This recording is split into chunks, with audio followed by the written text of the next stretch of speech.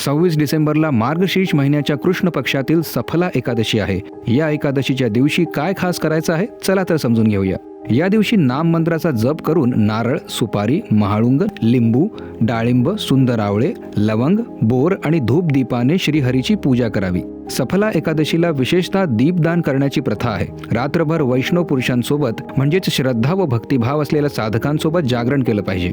तसं तर रात्री 12 ते 1 वाजेपर्यंत जागरण करणं योग्य मानलं जातं। या प्रकारे जागरण करणाऱ्याला जे फळ मिळतं ते हजारो वर्ष तपश्चर्या केल्यानेही मिळत नाही। जो मनुष्य सफला एकादशीचं उत्तम व्रत करतो तो इहलोकात सुख भोगून मृत्यूनंतर मोक्ष प्राप्त करतो। जसं नागांमध्ये शेषनाग, पक्ष्यांमध्ये गरुड, देवांमध्ये श्री विष्णू श्रेष्ठ आहेत, तसंच सर्व व्रतांमध्ये एकादशी तिथी श्रेष्ठ आहे।